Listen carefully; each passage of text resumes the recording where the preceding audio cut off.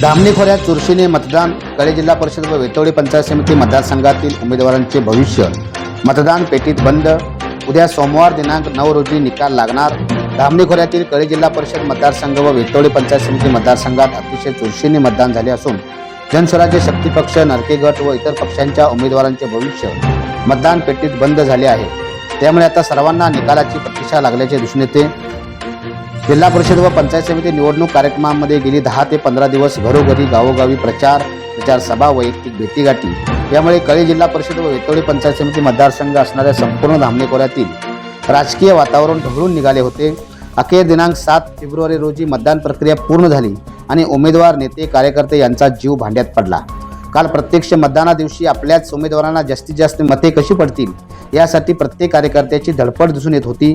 गाडीतून वयस्कर, वृद्ध, आजारी रुग्ण यांना मतदान केंद्रावर आणण्यासाठी चाललेली धडपड व उत्साह कार्यकर्त्यांमध्ये दिसून येत होता. तसेच मतदारसंघातील काही पक्षांच्या उमेदवारांकडून प्रत्यक्ष मतदान केंद्रावरती व बूथवरती जाऊन पाहणी करण्यात आली व त्यांनी कार्यकर्त्यांच्या भेटीगाठी घेतल्या आणि आढावा घेतला.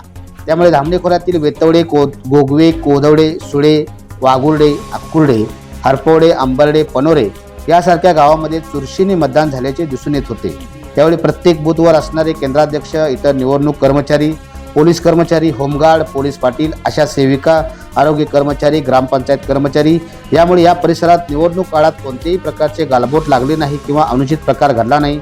तसेच या परिसरात झोनल अधिकारी म्हणून काम पाहणारे आसिफ खान पठाण पन्हाळा व त्यांच्या टीमने निवडणूक प्रक्रिया सुरळीत व शांततेत पार पाडण्यासाठी महत्त्वाची भूमिका पार पाडली. एकंदरीत धामणी खोऱ्यात कळे जिल्हा परिषद व वेतोळी पंचायत समिती उमेदवारांसाठी चुरशीने मतदान झाले असून उमेदवारांचे भविष्य मतदान पेटीत बंद झाले आहे. त्यामुळे सोमवार दिनांक 9 रोजी नेमका कोणाला गुलाल लागणार याकडे नेते, कार्यकर्ते व सामान्य नागरिकांचे आणि मतदारांचे विशेष लक्ष लागले आहे. लाईव्ह महाराष्ट्र न्यूज चॅनलसाठी धामणी खोऱ्यातून अनिल सुतार.